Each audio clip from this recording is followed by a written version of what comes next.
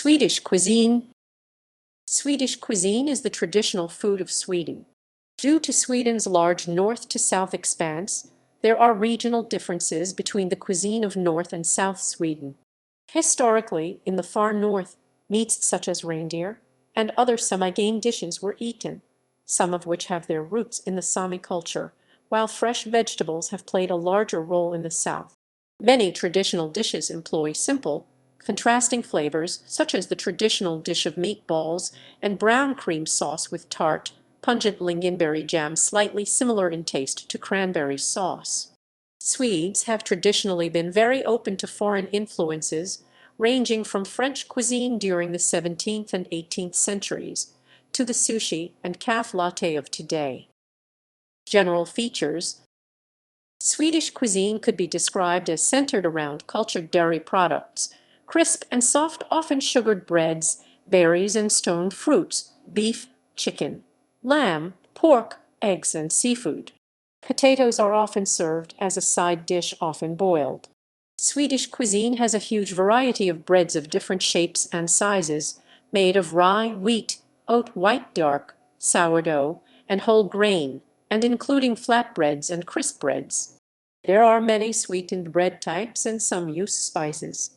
Many meat dishes, especially meatballs, are served with lingonberry jam. Fruit soups with high viscosity, like rose hip soup and blueberry soup blab or Sapa served hot or cold, are typical of Swedish cuisine. Butter and margarine are the primary fat sources, although olive oil is becoming more popular. Sweden's pastry tradition features a variety of yeast buns, cookies, biscuits, and cakes. Many of them are in a very sugary style and often eaten with coffee fika. History. The importance of fish has governed Swedish population and trade patterns far back in history. For preservation, fish were salted and cured. Salt became a major trade item at the dawn of the Scandinavian Middle Ages, which began c. 1080. Cabbage preserved as sauerkraut and various kinds of preserved berries, apples, etc., were used once as a source of vitamin C during the winter. Today, sauerkraut is very seldom used in Swedish cuisine. Lingonberry jam, still a favorite, may be the most traditional and typical Swedish way to add freshness to sometimes rather heavy food, such as steaks and stews. Sweden's long winters explain the lack of fresh vegetables in many traditional recipes. In older times, plants that would sustain the population through the winters were cornerstones. Various turnips, such as the kallrot rutabaga, aptly named Swede in British English, were gradually supplanted or complemented by the potato in the 18th century. A lack of distinct spices made everyday food rather bland by today's standards, although a number of local herbs and plants have been used since ancient times. This tradition is still present in today's Swedish dishes, which are still rather sparingly spiced. Both before and after this period, some new Germanic dishes were also brought in by immigrants, such as people related to the Hanseatic League, settling in Stockholm, Visby, and Kalmar. Swedish traders and aristocrats naturally also picked up some food traditions in foreign countries, cabbage rolls, kaldolmer being one example. Cabbage rolls were introduced in Sweden by Karl Roman XII, who came in contact with this dish at the time of the Battle of Poltava and during his camp in the Turkish Bender, and later introduced by his Ottoman creditors, who moved to Stockholm in 1716. An early version of kaldolmer was first published in 1765 in the fourth edition of H. Gilpredi Hushelningen for Unga Fruntimber by Kajsa, though it was closer to the Turkish dolma than later dishes. Husmanskost. Swedish husmanskost denotes traditional Swedish dishes with local ingredients, the classical everyday Swedish cuisine. The word husmanskost stems from husman, meaning house owner, and the term was originally used for most kinds of simple countryside food outside of towns. Genuine Swedish husmanskost used predominantly local ingredients such as pork in all forms, fish, cereals, milk, potato, root vegetables, cabbage, onions, apples, berries, etc. Beef and lamb were used more sparingly. Beside berries, Apples are the most used traditional fruit, eaten fresh or served as apple pie, apple sauce, or apple cake. Time-consuming cooking methods, such as redninger roux and lankop, literally long boil, are commonly employed and spices are sparingly used. Examples of Swedish husmanskost are pea soup, Sapa, boiled and mashed carrots, potato, and rutabaga served with pork rotmos med flask. Many varieties of salmon such as gravlax, inkokt lax, fried, pickled, varieties of herring most commonly pickled, but also fried, au gratin, etc. Fish balls, fiskboller. Many of the dishes would be considered comfort food for the nostalgic value. Dishes akin to Swedish husmanskost and food traditions are found also in other Scandinavian countries. Details may vary. Sweden is part of the vodka belt, and historically distilled beverages, such as Brandon and Snaps, have been a traditional daily complement to food. Consumption of wine in Sweden has increased during the last 50 years, partly at the expense of beer and stronger alcoholic beverages.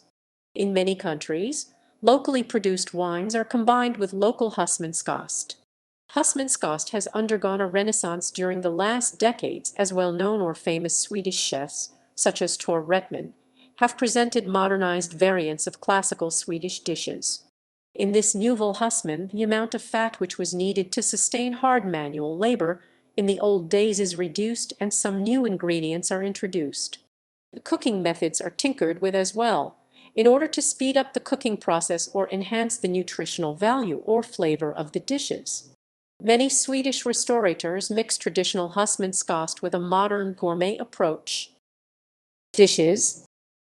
Swedish traditional dishes, some of which are many hundreds of years old, others perhaps a century or less, are still a very important part of Swedish everyday meals, in spite of the fact that modern-day Swedish cuisine adopts many international dishes. Internationally, the most renowned Swedish culinary tradition is the smorgasbord, and at Christmas, the julbord, including well-known Swedish dishes such as gravlax and meatballs. In Sweden, traditionally Thursday has been soup day because the maids had half the day off and soup was easy to prepare in advance.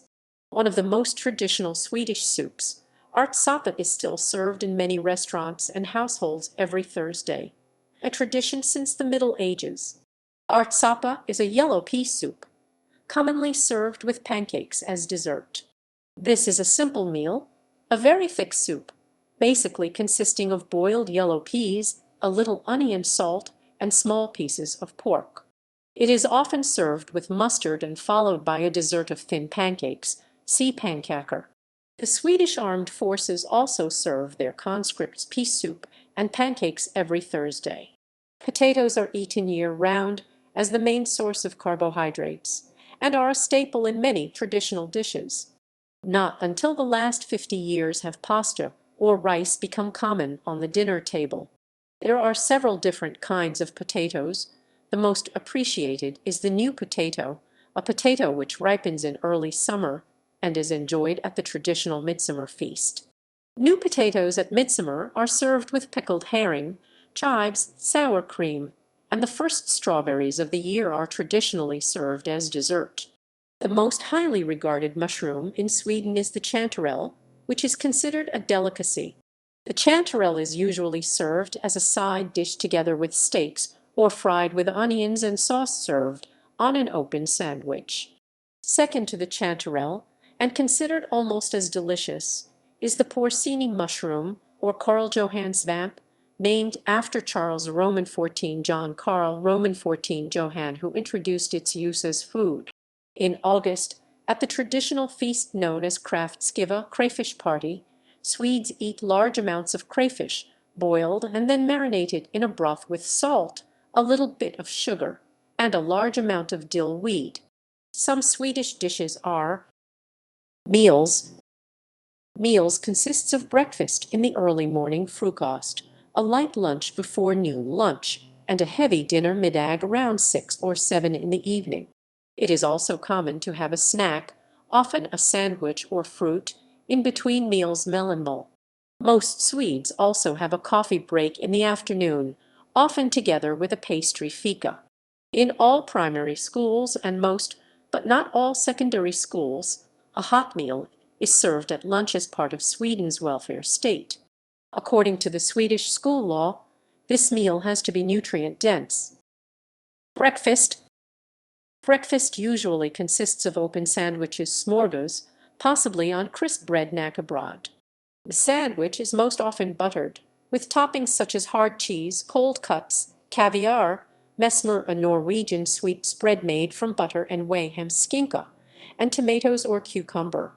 Filmjölk, fermented milk/buttermilk, or sometimes yogurt, is also traditional breakfast food, usually served in a bowl with cereals such as cornflakes, muesli, or porridge. Grot is sometimes eaten at breakfast, made of oatmeal, cream of wheat eaten with milk, and jam or cinnamon with sugar. Common drinks for breakfast are milk, juice, tea, or coffee. Swedes are among the most avid milk and coffee drinkers in the world. Swedes sometimes have sweet toppings on their breads, such as jam like the French and Americans, or chocolate like the Danes, although many older Swedes chose not to use these sweet toppings. However, orange marmalade on white bread is common, usually with morning coffee or tea. Many traditional kinds of Swedish bread, such as sirupslimpa, less fashionable today, but still very popular, are somewhat sweetened in themselves, baked with small amounts of syrup. Like in many other European countries, there are also many non-sweetened breads, often made with sourdough surdeg. Swedish breads may be made from whole grain, fine grain, or anything in between, and there are white, brown, and really dark, like in Finland, varieties which are all common. Barkies or burgies is a localized version of challah, usually made without eggs and at first only available in Stockholm and Göteborg, where Jews first settled, but now available elsewhere. Main courses. Seafood. Fish and other seafood are an important part of the Swedish cuisine. Farmed salmon from Norway has become increasingly popular. Pickled, sweetened herring in lagsill is a traditional Swedish appetizers. Shrimp and lobster are specialties of the Skagerrak coast. Surströmming is a fermented Baltic herring famous for its pungent aroma, both loved and hated. Desserts. Common desserts include pastries and treats, kaffebröd, coffee bread, bakelser, and other types of kaffebröd, or more colloquially fickebröd, are various forms of pastries, pieces of cake, cookies, and buns that are usually consumed with coffee. See fika. Popular kinds of kaffebröd available in a traditional Swedish konditori coffee shop/patisserie include treats. During the winter holidays, traditional candy and pastries include. Other typical Swedish candy includes drinks. Sweden is second placed among the heaviest coffee drinking countries in the world. Milk consumption in Sweden is also very high, second only to Finland. Milk is bought in milk cartons, and it is no coincidence that Tetra Pak, the world's largest maker of milk cartons, was founded in Sweden. Milk is considered the standard drink to have with meals during weekdays in many families, for both children and adults. Christmas beverages. Sweet drinks. Liquor. The production of liquor has a tradition dating back to the 18th century and was at a high in the 1840s. Since the 1880s, the state-owned Systembolaget has a monopoly on selling spirits with more than 3.5% ABV, limiting access. Hembränt moonshine used to be made in rural Sweden, but production has lessened in recent years due to more liberal rules for the import of alcohol as well as increased smuggling. Punch is a traditional liquor in Sweden that was immensely popular during the 19th century. It was adopted as the drink of choice by university students, and many traditional songs from that time are about the consumption of punch or are meant to be sung during the collective festivities that were part of the cultural life in the university's student associations at the time and still is. Beer. Beer is also widely consumed in Sweden, and the typical Swedish beer is lager of a bright and malty kind. The brands Pripps Blå and Nollens Guld are common examples. In the last few decades, many small breweries, microbreweries, have emerged all over Sweden, offering a wide range of styles and brands. Nils Oskar Brewery, Dugges Ale och Porterbryggeri, and Nark Kultur Bryggeri are examples of these young Swedish microbreweries.